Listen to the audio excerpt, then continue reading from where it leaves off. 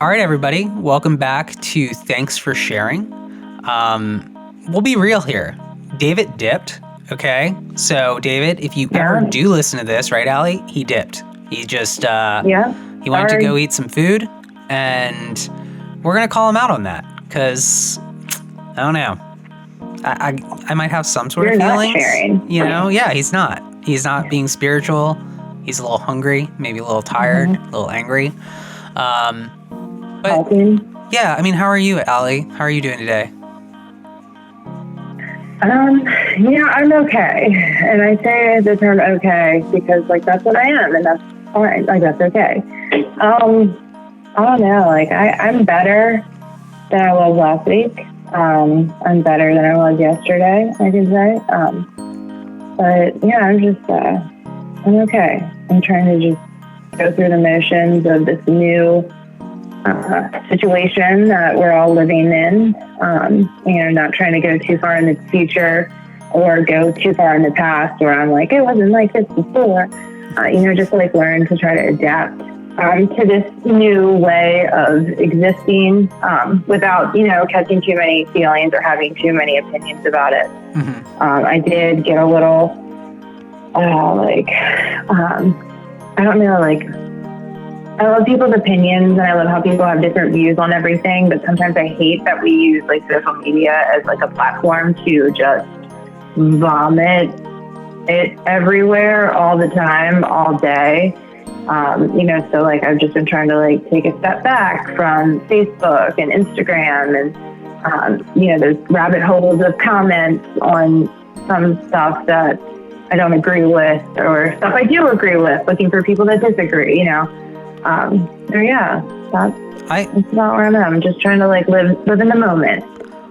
I can understand that. I actually just told Mary Catherine to do this because she said she like hates Instagram. And a few months ago, I unfollowed I think 900 people on Instagram. So all my Instagram is just puppies, cats, and like cool photography. And I'm like, this is the coolest Instagram ever. Because it's not like a bunch of like shit that I don't need to see. It's like, oh, there's a cute like Australian Shepherd. I'm like, there's some cute kittens.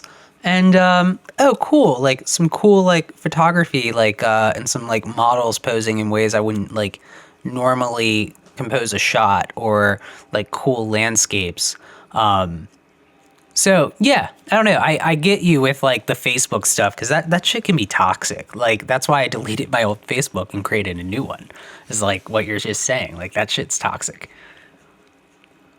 Yeah, and it like really can affect how I think, how I feel, how I respond. How I like address other people. I mean, it's like one of those things. It's a parasite. Like it gets inside me, and I allow it to like take over, and then like something that like I'm not even directly involved in is now controlling my day. And it's, it's insanity. Like it's totally insane. And it's one of those things that like it happens so quickly and like you get so caught up. Like I get so caught up that like I don't even realize it until I like I'm pissed off about something that's like totally trivial and not even a big deal. But like I'm, on my fucking soapbox, like whatever. I mean, what, like, is it like the political stuff?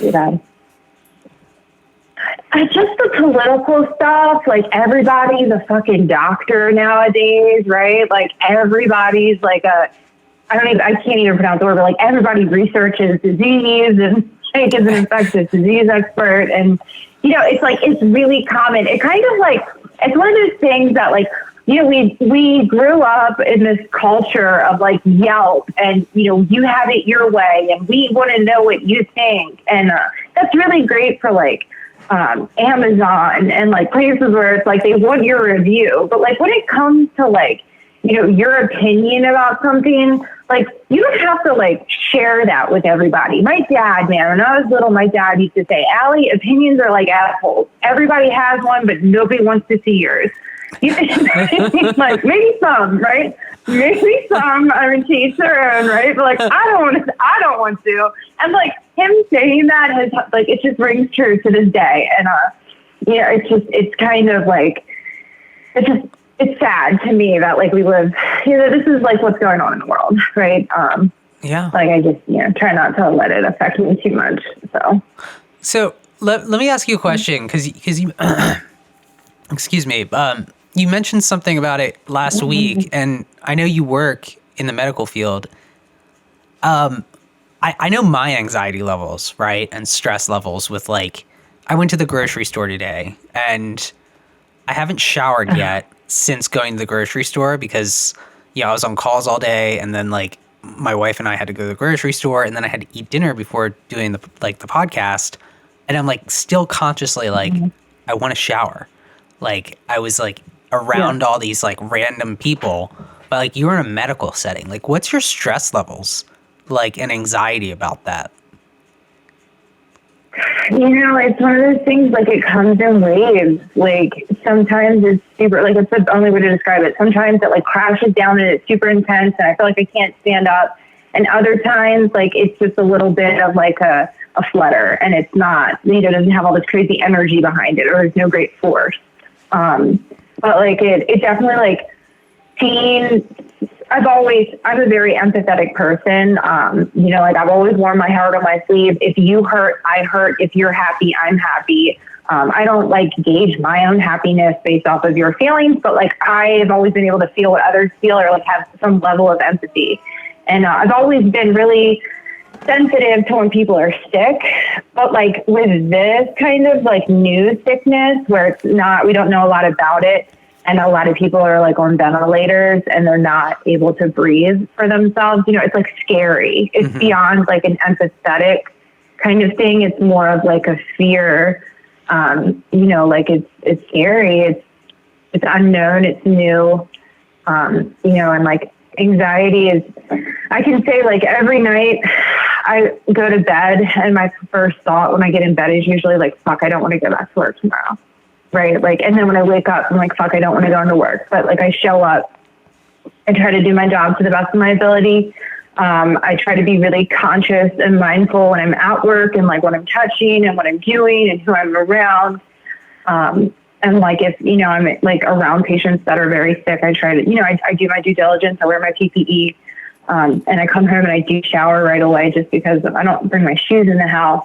Like, honestly, like I can say that this has changed my routine, like it's just changed my routine. It's changed how I even like go to the grocery store, how I used to come home from work and I would like wear my scrubs in the house and I would like, maybe I would sit on the couch. Like I just wasn't, or I would like make dinner right away or I would do whatever. I would go to the store like after work or run errands and like I'm not doing that. And, it's different.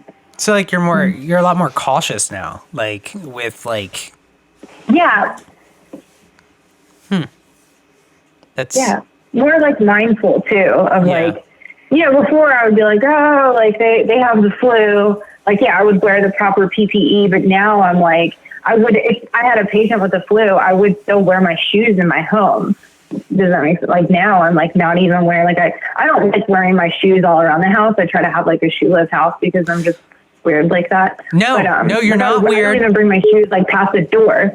Okay. You are like, you are not weird. Slippers in my house or sandals. I've never liked. No, so. I want to talk about this for a second. Let's talk about the Shoeless House because I just vacuumed. Yeah, I just made this a rule like a few days ago. And, did you? Yeah, MC's having a very difficult time with it. But I was like vacuuming the floor and I was like, this is fucking gross. I was like, there's all this shit. Yeah. Like our dog tracks in all this dirt.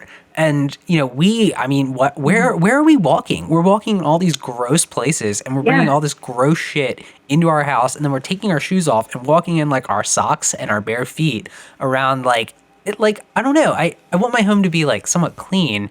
And I feel like walking around it in like dirty shoes that have been out in the world, that's not very clean. Yeah. It's weird. Like I feel exactly like that too, but it's also like I have that like energy standpoint. Like I always felt like wherever I walked, I kind of took a little bit of energy from where I was And like, you throughout your day, think about all the places that you've been and all the other people that have been there and all the people and like how they were, like, how did they feel? How did, what were they going through? So like, I felt like my house has always been like very sacred to me. Like no matter where I lived, it could have been like a shithole in the wall, but like it still was a sacred spot. And like, I was always the kid. I remember like I would go to my friends' houses and I'd take my shoes off right away and their mom would be like, you don't have to do that. And I'm like, no, you don't understand. I do. Like, I don't care what you guys do in your house, but like, I don't want to participate in that.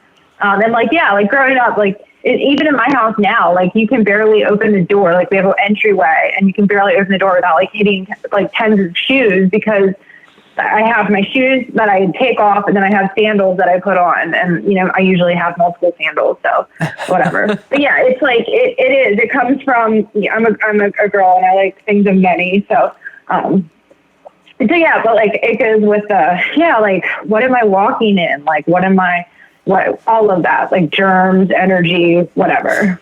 Well, I like even waste.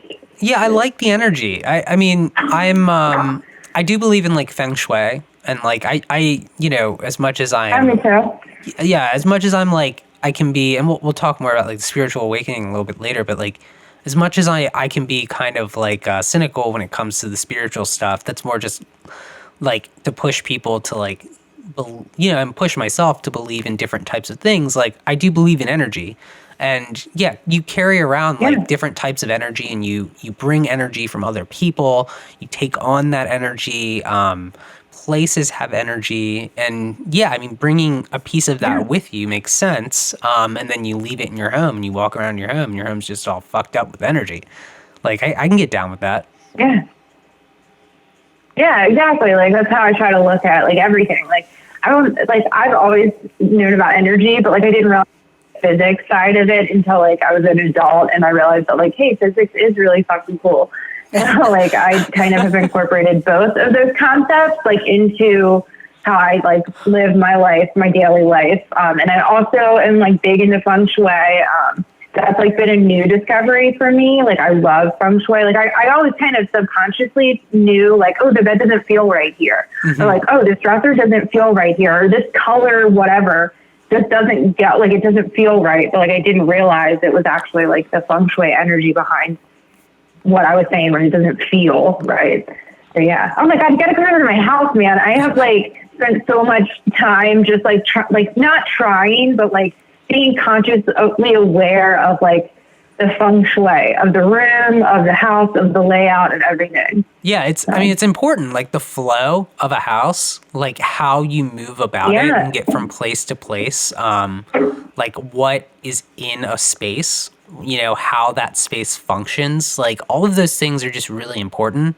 And like a good example of this, like right now, like where I am is, it sucks. I'm still like waiting for my house to be finished, but like we don't have a lot of space right now. And I had like a bunch of like gear, like a bunch of camera equipment and stuff just lying in this corner.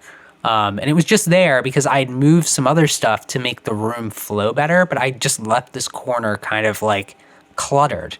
And like, I didn't even realize it until last week when I was like, I cleaned it and I was like, oh my God, like I feel like a million times better. Like the space that's like next to me in my immediate vicinity is like clear. So like now there's like a place for like all of that energy in that like part of the room to go. And before it was just kind of like stuck. I don't know. That probably sounds really like hippie and new wave and like, but I don't know. No. That's kind of like. To some, I will acknowledge the people. Yeah. To some it might. To me, however, like I'm right there with you. I'm getting wait. And like, let me ask you a question. So like, while that stuff was just in the corner and like just kind of like there, but like not really doing anything, like, would you say like your connection or your like desire or your like whatever to do stuff with it was there? Or was it just like, oh, like I'm not really doing anything with this right now. Like I don't really need it. But like you cleaned it out and you did something with it. And you're like, oh, I should probably take some pictures or do something. Like I've noticed for me that. It was happened. more like, I mean, kind of, I mean, with recovery, like one of the things that like, as I've gone in my recovery, And one of the things I just learned about my personality, and I'm a very scheduled person. So Structure, yeah, structure. very Good. I love structured. structure. And I always remember when people were like, "Oh man, you're not spontaneous. You should be more spontaneous." And I'm like, maybe you should be more scheduled. That's how I think now. I'm like, maybe you should like have a calendar. But the world needs both. The world needs both to function. Yeah. But it was more of just like my mind was more clear. Like I was a little bit more productive. You know what I mean? Because it was subconsciously, it was bothering me. But like, and for some reason I didn't pick up on it. Like I just kept walking around it and I was like, I guess there's nowhere I can put this right now. And I like looked over and I was like, I can put it over there. And then like, it just kind of clicked. And then I was like, I'm just going to move this and it'll make me feel better. And it did. It did. I don't know. But yeah, I mean, I can definitely be more creative. I know exactly what you mean. Yeah. Yeah, no, I know exactly what you mean, though. You're like, something's not right here. Something doesn't feel right. I can't put my finger on it, but something's not right. And then you said it enough that the universe is like, here, Eric. Exactly. This is what it is. Exactly. Yeah, I'll have to check out your space one day when the world starts moving freely again. Because I think. One thing I've been watching, and this is really lame to some people, to me I think it's amazing, is I've been watching like a lot of these like British like design shows and like on Netflix. So there's this show called Grand Design that I've been watching, and the world's most amazing homes and amazing interiors, and it's all like about this like, because Feng Shui like also like married with the idea of design. Because like I am kind of a designer in certain parts of things, so like the way rooms are designed and the way they function is like really important to me. I would agree. Check it out. There's some cool like British. What's it called? The one I'm watching right now is called Grand Design. And Grand Design. It's like there's 2 seasons. The first episode is season 10. This like singer in Ireland is trying to like refurbish or renovate a castle. It's not a castle. It looks like a castle, but it's like an old hunting lodge. But the other one's called The World's Most Extraordinary Homes, and that's the one I started with. And it's like, I've seen that. You have? I've seen that with the actress and the architect guy. Awesome show. Awesome show. Yeah, I'm all about it. Yeah, it is. Yeah, it's a very good show. Yes. Yes, I endorse that. Not that matters, but yeah, it's a very good show. Yeah. But yeah, I'm definitely checking out this Grand Design. And like the house that we bought it's an older home, and I knew that there was some elements that I really, really loved about it, but like the longer that we've been in the house, I'm like, God, someone put thought into like where every room was placed in the house and like how the house sat and how the house, like the windows, where the windows are so that, the bigger windows get the most light, just like stuff like that. Like it's so important. Like it literally helps like keep the house alive. Yeah. I don't know. How old's your house, out of curiosity? It's 108 years old. So it was built. So it's a little like, I say that, I say that kind of loosely though, because they began building it in 1912, but then you got to think about like World War I, like that happened. I don't know if it delayed it. I don't know, whatever, but they broke ground to build the house in 1912. Nice. Yep, and she still stands today. She's still just as glorious as she was. Yeah, I love old shit. I love it. It's so good. Like, it feeds my spirit. Like, anything that is just, I don't know, like my dad, when I was little, we used to go antiquing, and my dad loved old stuff. He worked in an art museum for years. Like, he retired from the BMA. Like, I love history. I love old stuff that's like, because it's like one of those things, like you can tell, like something that's old, that someday, like so many people had to love that thing just right to get it to where it's still functioning today. And we live in such a society where it's like, throw away, like, oh, I'll just throw this away and get a new one. It's just, everything's just so, I can't think of a word, but it's like, nobody really cares about anything. Everything's indispensable. Like, oh, I'll just, I don't like this furniture. I'll just throw it away and get a new one. Where it's like, some stuff was like valued enough, not even from like a monetary standpoint, but just like a, sentimental standpoint. That like means something. Oh yeah. No, I know exactly what you mean. I used to like do like antiques, like thrift, like picking sort of stuff. I totally get it. I think upcycling is a pretty cool thing that more people should do. I don't really know why people are against it. Like for example, my mom has an old a couch, right? It's like probably 20 years old, and it's fine. It's a great couch, and instead of like, she keeps saying like, I need to buy a new couch, and she's like, but I really love this couch, and I'm like, well, why not, instead of buying like a really expensive new couch, why don't you just take that money and like put like new cushions in this couch and get it reupholstered, and then like you still have the couch you love. And she's like, well, that's too expensive. And I'm like, but isn't it like the same amount as a new couch? Like, why not just get the thing you love and like make it better than what it is right now, than buy something new? I don't know. I think sometimes it's like we are too quick. Like, we're a single use society, right? Where it's like, oh, this is done. I'm just going to throw it away. Yeah, like everything too. Like, oh, this plastic soap dispenser is empty. Let me just throw this one away and buy a brand new one, instead of being like, wait a minute, why don't I just buy a refill, use this one over again and over again and over again, and just buy I don't know. That's just me. Like, I don't know. Or just use like regular bar soap. But yeah, there's it's a lot, right? The world we live in. Yeah, we could get on this. We could get on this rabbit hole. But we digress, and let's get to our topic. So this is your topic. Yeah. So you can introduce it. Go ahead.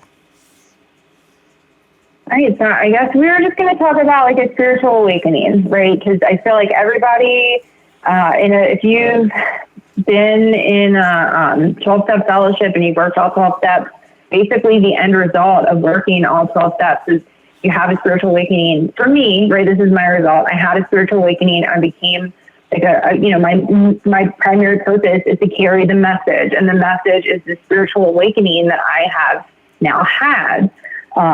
It's going to look different with everybody. It's going to be as different as everybody's fingerprint is. So it's one of those things that like, I think it's really cool to hear everybody else's experience with it. So I thought like, hey, I can share about mine. You can share about yours, right? Yeah. Like, cool. That's what we're here for. So like, I don't know, like my spiritual awakening, it's one of those things that continues to happen, right? Like every day I'm like, holy shit, like, something else like blows my mind. And, if I take just a couple minutes a day and like look at something that doesn't directly affect my finances, my job, my friendships, my relationship, and like take a couple minutes to like observe nature and be in nature, or just sit in silence, I get like a better understanding of, how the world works, like how the world works beyond corporate America, or, like being an adult, just like the other world that we don't really talk about. Like some people do, but like I don't hear it talked about a lot, like the spiritual world, the animal world, the fact that like all of these crazy cool things are happening all the time, and like I can't control them, but, like they happen. Right? Like no matter like what happens, if I like, if I become a millionaire, or if like I, don't, like this shit's still going to happen. And like, that was kind of like my spiritual awakening, right? It's like my whole life, I thought that like I had to do or be somebody. I don't know. Like I thought I had to portray an image, of what I thought, everybody else wanted. Like, and I never stopped to give myself the ability to be who I wanted. So like I spent my whole life trying to like adapt to what I thought the situation called for, instead of just like letting the situation be what it was, and letting myself be who I am in it. I think it's like the most wonderful part of being clean. I gotta adjust my ears. So if you hear weirdness, that's why. It's like, for me, like the greatest gift of recovery. Like all of the, like the family coming back, the relationships, the financial, the job, like whatever, the college, like the education, whatever. Like I can go down that laundry list, but like the fact that like I have pulled my head out of my ass and I realize that there's a world happening around me and like all of this wonderful stuff, it's like, God, it's like what I get up for every day. Like, it's why, like, in the middle of a fucking pandemic, I am okay enough to go work in a hospital and be around sick people, right? Like, without, like, losing it, because, like, if I was left up to my own thinking, I would be like, fuck, I am going to get sick. I am going to be, like, me, I. But instead, I can be like, no, like, you, like, bigger picture, bigger whatever, like, world, whole, like, universe, like, all-encompassing. Like it's not just about me anymore. It's about we. So like, and we, like for my we is like me, you, everybody, old, young, rich, poor, cats, dogs, like all of it, grass, trees, like everything. So like just being able to like, my spiritual awakening has just been like, just like realizing that. Like I think like as a young age, like I knew that, but somewhere along the line, like I got my shit all twisted and like all jacked up and I forgot. And that's another thing, like, part of that spiritual awakening is like going back to that like foundation, like back to that core. Like I was like, when I think back on like who I was as a kid, right? It's like, like I did not, when I was a kid, I did not think I was going to do what I did, be who I was, hurt the people I did, like I didn't, and like I forgot about that because of using and because of drugs, and like remembering like the ideas that I had as like a kid, or like the emotions that I had as a kid, and like learning how to like appreciate them and like still kind of live in them today. Like I like to think I'm a very playful person, and like a spiritual awakening has allowed me to like realize that and accept that. Like before I would be like, I can't, this is a professional environment, I can't laugh. And like, I realized that laughter is like it's such a key to success. It's a key to everything, like cutting loose and joy in life. Man, so like, I'm so excited to hear your spiritual awakening, or like what it is, what you want it to be, what you think it's going to be, like whatever the fuck it is. I'm excited. And I'm just excited that like recovery has given me the chance to find mine and have mine and continue to have it. So thanks for letting me share. Thanks for sharing. I do kind of say that in a weird way, but dude, I do it too. It sounds really like, it sounds really condescending when I say it, but like it's not. It's not. Right? It does sound condescending. Even when I'm in a meeting, it sounds condescending, and I'm like, I'm like, it's more of just me being sarcastic about the thanks for sharing, because I've said it so many times, so I'm just like, thanks for sharing. But like, it's not as bad as keep coming back. Keep coming back is way more condescending. And when we've had this conversation, like, God. You know what I mean? Like, I've actually stopped going to meetings where home group members say keep coming back, because I'm like, I don't want to hear it every time I come to this meeting.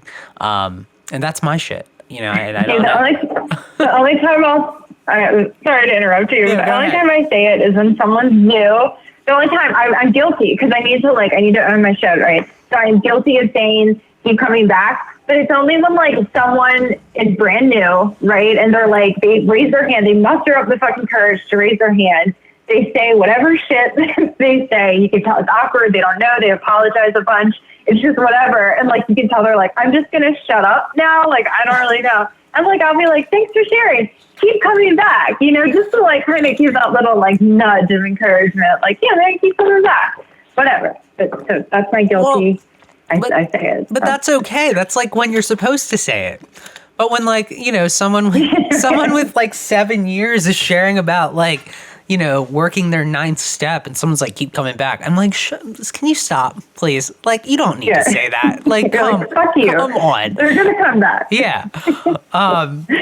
No, I agree. Yeah, it strikes that chord in me too, where I'm like, dude, fuck you. I get it. I 100% get it. So, next time if we're ever in a meeting and someone says it, just look at my face and I'll try to look at your face, and I guarantee you're both like, what a fucking dumbass, or like, what a douche. Oh, yes. You will see it. You will like, I'm actually, I don't recommend, I don't recommend me like secretarying meetings, by the way, like ever. Like when I did it for the candlelight meeting for years, it was like, okay, because we were in candlelight meeting, but like when I remember I was doing it at Spiritual Awakening for like a minute, and I was just like, I can't be up here. I am not capable of like restraining my judgment in my face, like when people share. Yeah. So like, you know what I mean? Like someone says something and you just see this appall on my face, and I'm like, I can't be the person sitting up here, guys. Like this isn't good for the group. But talking about Spiritual Awakening, hold on. My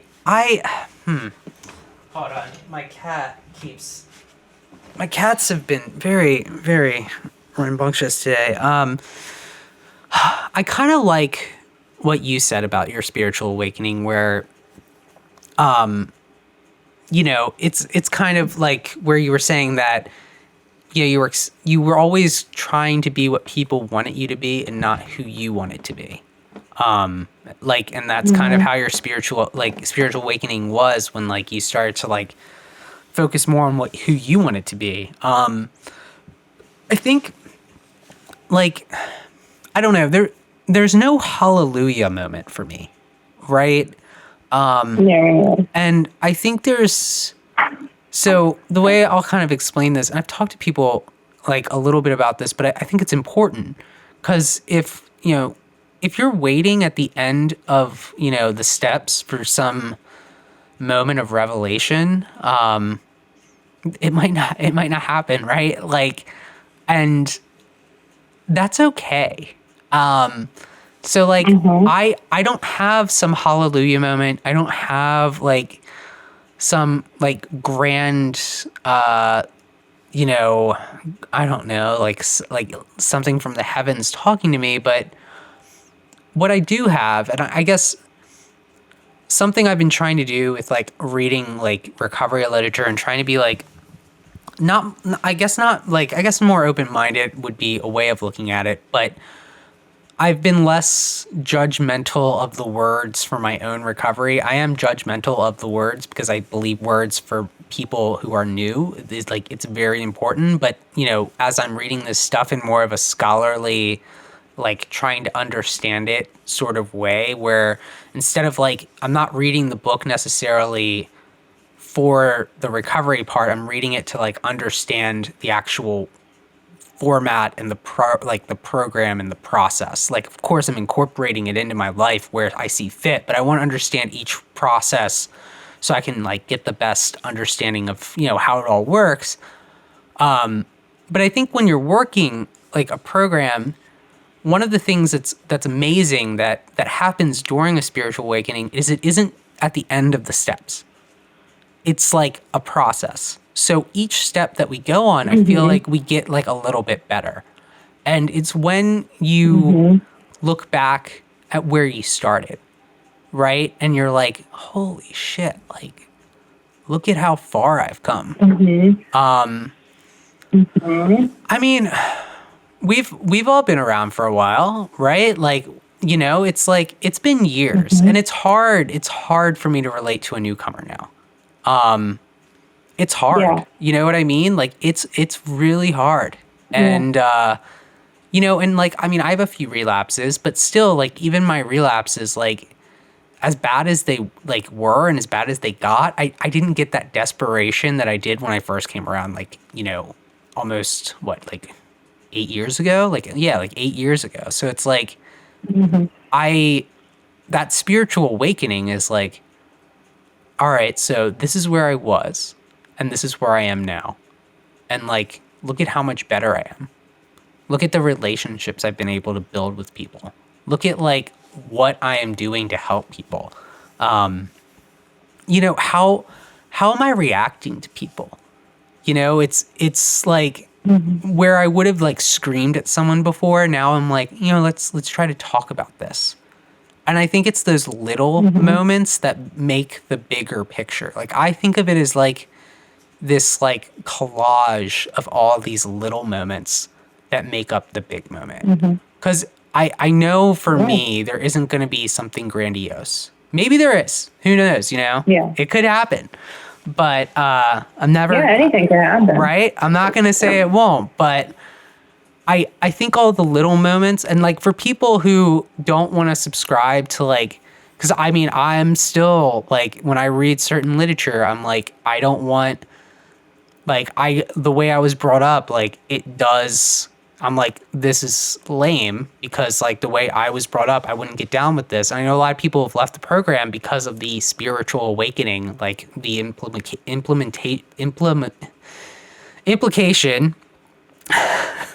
that... It's all good. Yeah, the implication that, you know, you have to have some like God thing at the end. But understanding that you can change the word spiritual to just mean like little things like, oh, I have a good relationship with I have a good relationship with my grandmother today. You know, I called her. We had a good conversation. Like that's a little thing. Like all those little things add up to like a new version of me. And that's the spiritual awakening. Is that like through all these little baby steps, I was able to change who I was. And like, that's the reinterpretation of how I look at it is like, it's not like a moment in time.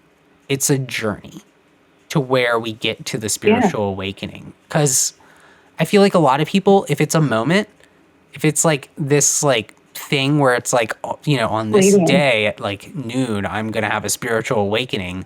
Like, I feel like people are going to get disappointed. I don't know. What do you think? I agree. Yeah, it was like really well put. Because it's not just this like aha coming whatever like just what like it's come a to series Jesus of events moment that lead up to. Yeah, like I didn't want to say it. I didn't want to say it. I heard you. I heard you going in that direction. You stopped yourself. So, you know, it's okay. We can just go there, right? Yeah. Like, okay. All right. Like because I know like for me, right, when I first came to NA and I heard God, from my past, I also heard Jesus. And then it was like, oh my, like, like I was freaked the fuck out by it, to be honest. Like it scared me and intimidated me. I had a lot of like confusion in that area. And I like had a lot of fear from like whatever, like, cause I always had like your God and like, I just believed like whatever you said. And like, I didn't realize that like I could have my own and, my God wasn't what your God was. And that's okay. Mm-hmm. But, anyway, like so when I was new and people still today in the rooms, when people say Jesus, like I'm not going to give my opinion because it doesn't fucking matter. But, still today in the rooms when people like start talking about like my Lord and Savior Jesus, like it kind of strikes a fucking chord in me. And like, I don't know, like it's not because like of my own personal beliefs, but it's because like I remember what it was like to be new and to be like so uncomfortable with that. Do you know what I mean? So like I try to be like, I don't know, like I feel for that person. It doesn't matter what I think. It doesn't matter what like anybody else thinks. I feel for that person. That might be me putting my own shit off on somebody else. I don't fucking know. But that's just so so that's why I try not to say the word. Well, but yeah, like that's important though. Like there's a place for people who want that though. Like, and that's like, like recovery. Yeah. If you want that and you want to be able to freely speak about that, like you just gotta, it's kind of like if I were to go to an AA meeting, I'm going to call myself an alcoholic. And when I was younger, I might've been like, I'm going to be rebellious and say I'm an addict. But like, really now that I'm like in my 30s, I'm like, wow, I was being a douche. I should have like respected the program, But like, it's kind of like, when we ask people about their spirituality, which I can, we can do that on this format of like recovery, like with a podcast, but in the rooms, people are very off put by that question because it's personal. Right. And, it's like, and I always try to pry it out of people, which is just kind of a dick move, but like, I'm curious because I've always been curious. Like I read about, when you go through step 2, like I did that when I was like in like middle school. Like my uncle would just feed me philosophy books. And like, I was like so curious because I was brought up atheist. So it's like, I'm always curious, like, what is like your definition of spirituality? Because it's like, I figured it out, like mine has been evolving since I was a kid, and it's at like this certain complicated point. But, again, language, right? Like when you talk about, Jesus or something, it's like, that's okay. Like, hey, I'm for it. Like if that's what keeps you clean, like more power to you, like fucking awesome. Like that's great. But in this fellowship, like, refrain from that. Like, and if you want to talk about that, like go to this fellowship. And I think that's important, like words are more important than people, think they are sometimes.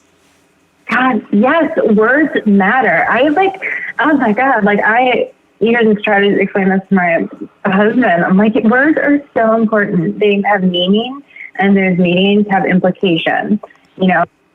They also sometimes can hold an emotion, right? Like love is like, you feel good about love because you have that feeling associated with it. Well, like not everybody has the same feeling, words, whatever, like with certain words. And that's why I think our predecessors, they use the word God, but that is because like, so every religion has a God, if you think about it, just different forms of it. Like God is like all encompassing. It's not just saying like Jesus, Buddha, Allah, whatever. Like I know there's a bunch of other ones, but it's universal kind of, if that makes sense. So like it's so important. Like for me, it's important. And like part of my spirituality, like my spiritual awakening was like realizing that too. Like, like you said, like I want to hear yours, but like if I want to hear about it, like I'm going to ask you. But yeah, like I don't know. No, yeah, it makes sense, right? This was a good talk. Yeah, it does. Isn't this fun? I enjoy this format. I'm vibing with you. I totally enjoy this too. It's good. It's like freeing. It's not like, I don't know, like it's open. It's more relaxed. We're able to like share what we want to talk about, right? Like, and like there's, so in to everyone who's still listening, 40 minutes in here, we like, God love you. Yeah. And like, I have all these books about recovery, and like, that's kind of like how I, pick certain topics sometimes we talk about. So like one thing, which is so I'm reading the big book right now, but next I'm going to read, what's this? It's called The Power of Habit. So it was recommended by one of my therapists, like a few years ago. And it's all about like the neuroscience behind, like habitual behavior. And routine. Like, it's just, I think that's the cool thing about recovery, right? Is, we can keep it in the rooms, and that's cool. If that's like what keeps you going, and like that's what gets you like the next day, like fucking awesome. But I don't know, man. I want to do like yoga, and I want to like get back into like nature, and I want to understand the neuroscience, and like what's the psychology behind like changing a habit. Like there's just so much more. And I mean, why are we going to limit our capacity to being the best version of ourselves to one ideology? When, I mean, there's countless. So yeah, this is like a cool format to like get that shit out. But cool.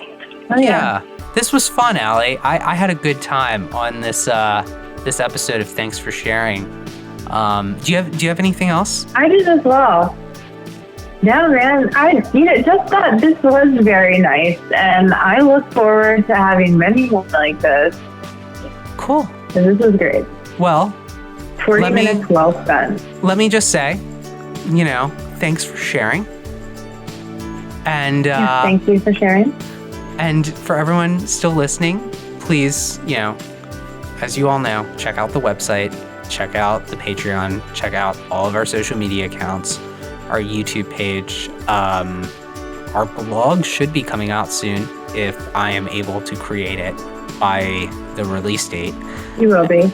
I think I can. I think I can pull it off. There's a lot of scheduling conflicts coming up, but I think we'll get there. But most importantly, guys, everybody out there, stay safe and stay clean.